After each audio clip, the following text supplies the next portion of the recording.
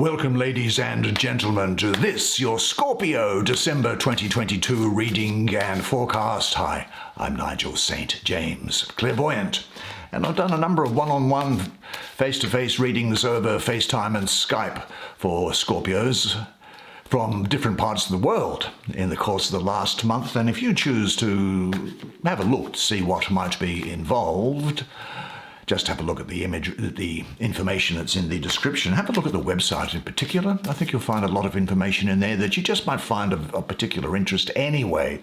But now we're going to take 5 cards from a deck called the Thoth deck, which, look, it seems to me intimidates a lot of people. I think it's because it's full of a lot of what I would call occult information. And there's the Queen of Swords. And a lot of the learning of, there's the Knight of Cups, a couple of people there straight up for you. The meanings of and symbology, the occult. Occult means hidden. It doesn't mean like black magic or anything like that. It takes some time to come to, there's the 5 of Wands, to come to grips with what all these things might mean, particularly if you start putting them together in one card. But we are going to have a look now at what some of this imagery is going to mean. So it's not going to remain occult or hidden for you, at least with respect to these 5 cards. But have a look at your rising sign and your moon sign as well, because there's probably going to be different cards in those as well. I don't know, it's not up to me. And if they are the same, well, I might read them differently because it depends on where they're placed and what else is going on in the spread. That's 2 more we need. So what's this one? This is the Knight of Discs. Gee, another person there. So Queen Swords, Knight of Cups, Knight of Discs, 5 of Wands in the middle. And finally, we have here the 10 of Cups. Well, why don't you, as is our practice, come sit down here next to me. We'll have a good close look at the imagery on these cards together while I do your reading for you. Let's have a look at this central card first, which is the 5 of Wands, and see what it has to tell you, shall we? Now, what has the developer done first from this point? The developer has said it is Saturn in Leo. Well, Saturn and Leo, what can I say? Saturn and Leo are uncomplimentary to each other, as Leo wants to be creative and express itself, while Saturn is cold, dense, and wants to set boundaries and limits. Now, Leo is a fire sign, and the suit of Wands is a fire suit. And added to, with this number 5 here, I have a mystical association with the planet of Mars. Added to by the fire of Mars, this fire is all over the card, but Saturn comes along and tries to dampen down all of this. Now, Saturn also opposes the swiftness of this thing here. It looks like a caduceus, and it is associated with the planet of Mercury, or with the god Mercury in the old days, the archetype anyway. And Saturn opposes the quickness, the swiftness of Mercury, and the expansiveness of Jupiter, which is symbolized by this very thick central wand here. So in summary, the astrological energies of the card are not in harmony. Now, this is a deck that was developed by a guy called Aleister Crowley, who was a member of the Golden Dawn Society, which was a spiritual association in Great Britain in the early 1900s. The artist, as I said, was Lady Freda Harris, who was also a member. And so these wands, of course, are, I suppose what you would call them is, this top wand is the one with the 1, 2, 3, 4 feathers on it. That's interesting. This is the wand of the major adept of that society, of the Golden Dawn. They represent the purification through destructive energy. This is also linked to, as I say with these 4 here, the planet of Jupiter. It has the authority of Jupiter. Jupiter has an association with 4. The Phoenix wand here, on the other hand, looking at it, It really more so is even more so associated with purification through destructive energy, as if the phoenix rising out of the ashes represents something new. Now there are orange and red on the staff there, on the shafts of the staff, and blue in the head, and that represents water. Again, giving you an elemental discord between that sort of fiery energy and the water energy. And the purple wings, they're a mix of fire and water. Now the lotus wand, just to finalize things about the wands without getting too technical about it, that is the wand of the minor adept of that society. And what we see here is they have purple shafts representing their relationship to water. However, the lotus heads are purple, a mixture of blue and red, and hence we have discord of elements. Now the seal on the caduceus wand, which is at the top here, that is the seven-pointed star of Babylon, and it represents the phallus inside the womb, bringing forth the idea of positive and negative opposites in the card.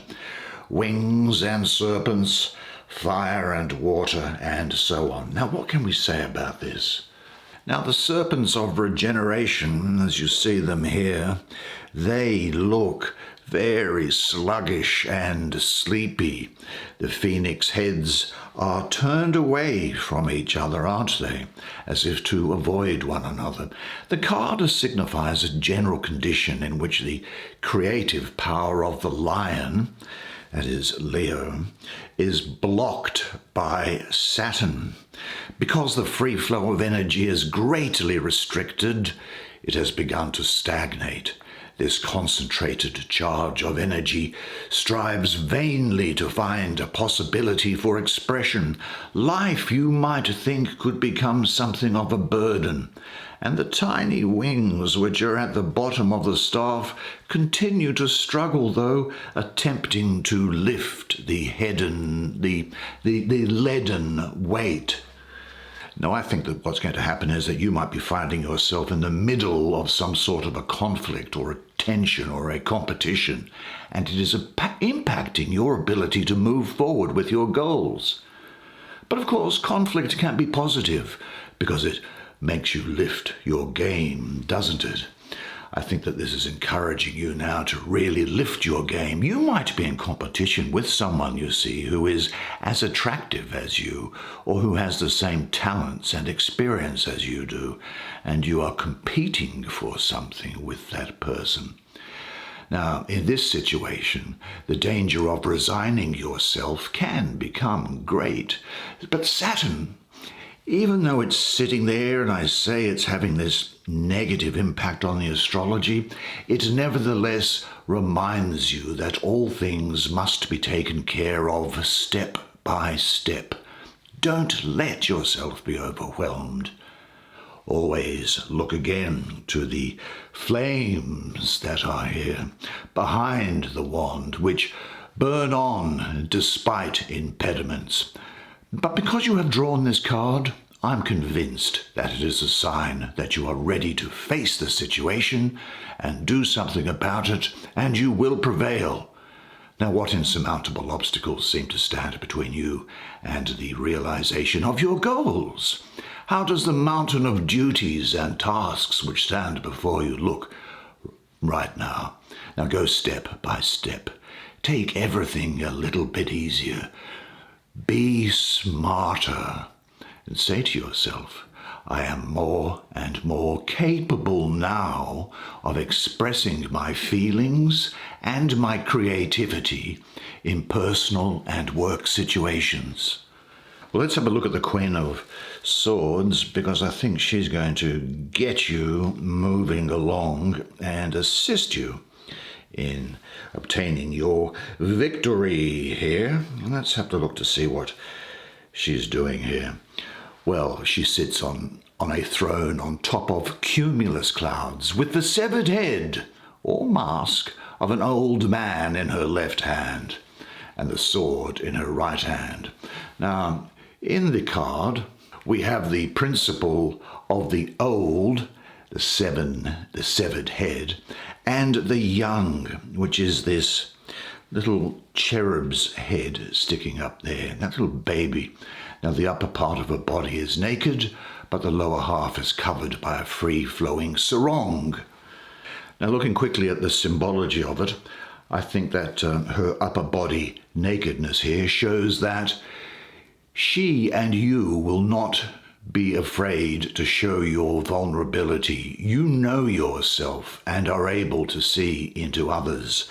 The sarong demonstrates that you will be able to go with the flow of situations. The sword that's in her hand there tells me that you will have the ability to analyze and cut through old ways of thinking, acting, and so on, so that you can live in the moment. She is very logical and intelligent, and I think you are going to be as well. All this has the advantage of gaining clarity in situations, but also being able to work through things intellectually to a high standard. Now, she is very analytical with a razor-sharp ability to get to the heart of the matter. She has enormous clarity and has the intellectual ability to get to the heart of the matter and the ability to judge and discern impartially without the influence of strong emotions or sentimentality. Now, the severed head that we saw here, I think this is talking about old ideas and habits that you are going to detach from. You are going to cut away from your present life so that you will gain clarity in the moment. However, some people do interpret this in a different way, whereby it's the head of the wise man, maybe the hermit. And that's been severed from the influence of the body, and so that the head alone represents the pure intellect, which is not influenced by the lower self, by the body. Now, the throne that she's on, that is a cloud of air. For her, her intellect is the main form of communication. This little cherub that's there, I think it's also talking about you seeing things fresh and without prejudice.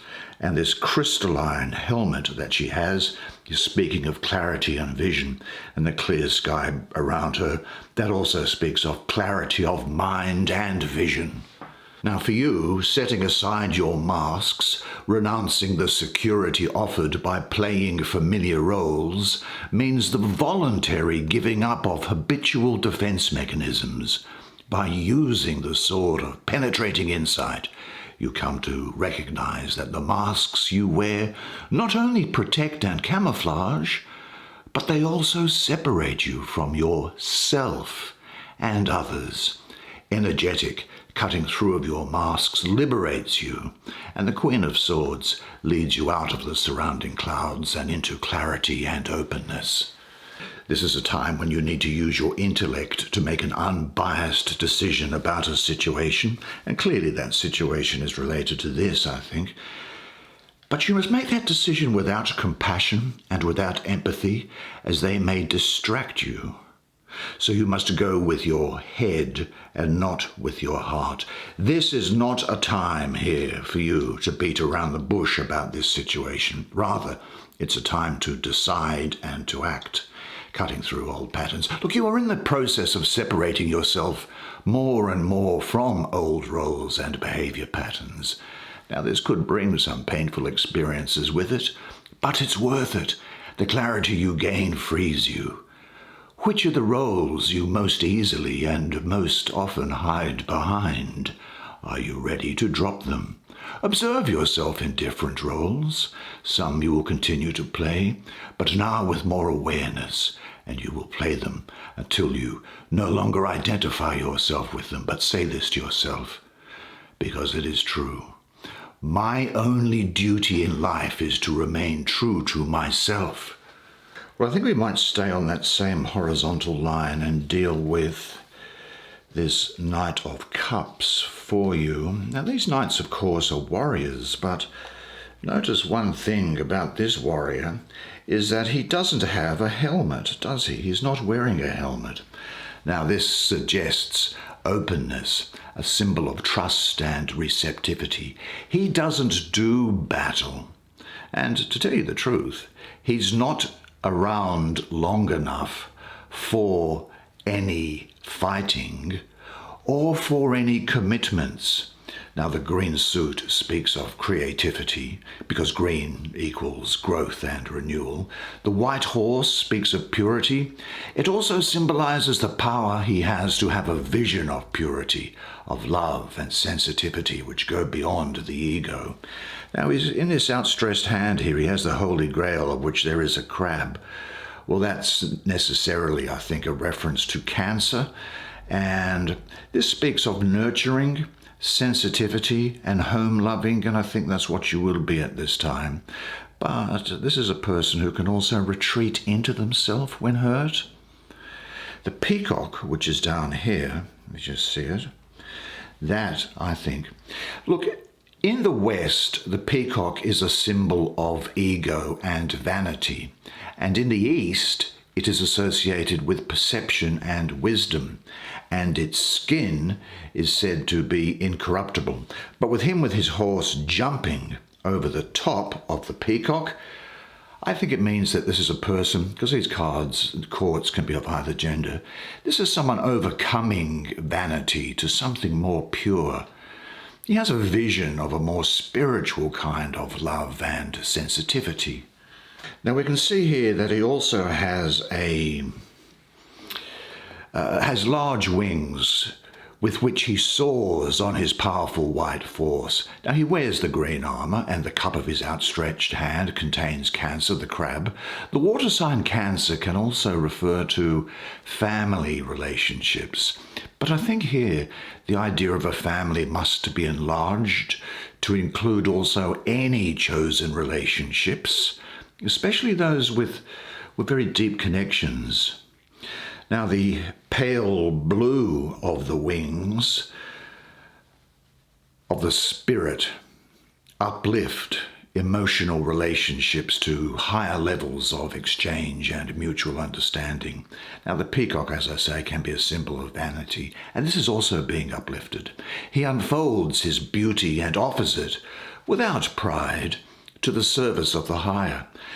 And the green armor, as I say, represents his highly creative ability to give expression to his deep emotions.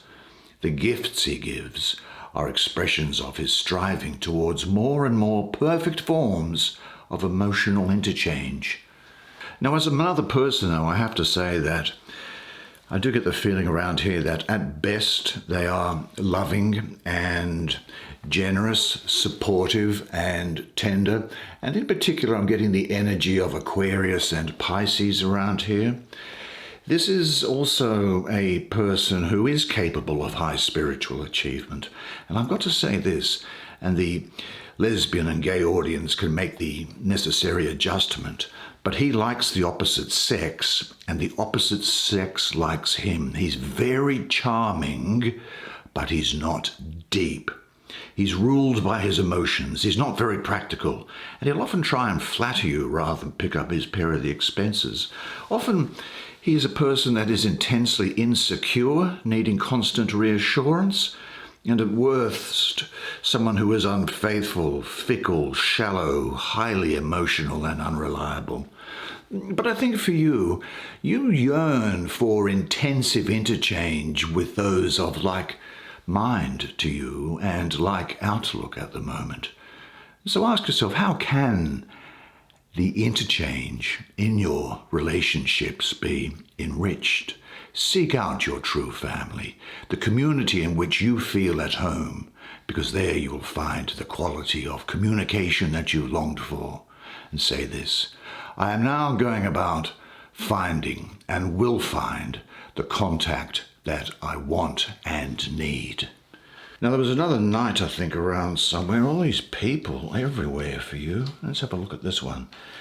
Here's the Knight of Discs.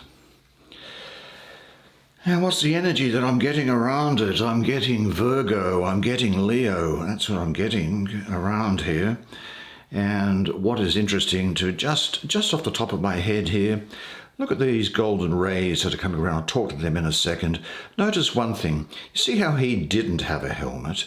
Well, he does have a helmet, but it's not closed. It's open as if he's resting. It has a stag's head. In Renaissance time, stag's head, as a crest, meant prudence. He's short of stature. And the horse that he has, look at it. It's not at all like this type of a horse, is it? This is a very fit, fighting, warlike horse. This is like some tired-out old shire horse, as they call them.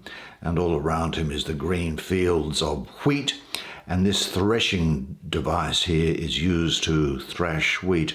Now this black colour here, I have a mystical association with the earth when I see black. There is also an association with Saturn, but I'm not going into that now. But definitely with the earth as associated there.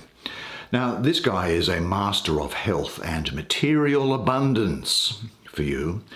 His diagnostic ability can be applied to the body and also other material realms such as money, finance or capital. Now in questions of health, he is valuable in his capacity as a doctor or a healer. In financial advice questions, his advice really should be taken. Now in the card, it's harvest time. The grain in the foreground is ripe and he holds that thresher.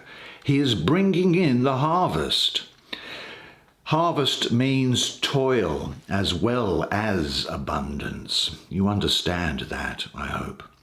Now this small but invincible knight is restricted by his stiff armour. The horse seems exhausted, as if after a long, hard ride.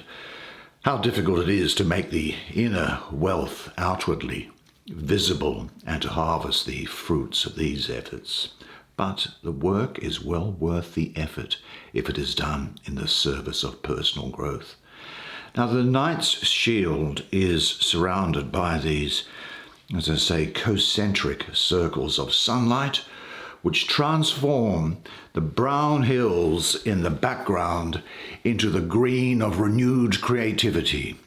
And that stag's head that I referred to, and his upturned visor, they emphasize his expanded perception. Spiritual powers are closely bound with the earth and offered in service to her. And I think that red-brown cape that he has here, that connects head and earth. The earth lends them form and structure which are necessary in order to implement these powers in dealing with the earthy physical reality.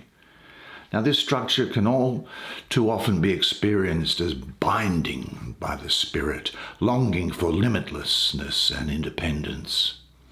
But now is the time for you to put your energies to work in the service to other people of some kind. The tasks before you are large and demand the use of all of your powers, I think. It's a time also for you to work with instinct and to use your work ethic, and that is going to bring about results in the longer term. Be careful of becoming something of a workaholic, though. I do get the feeling here of someone who doesn't have much of an interest in things outside of Earth. You would definitely, I think, have some connection to or feel a connection to Mother Earth during this period. Look, are there any tasks you would like to avoid in your life? Remember, whenever things seem to be too much trouble for you, concentrate on the positive results of your actions for you and for others.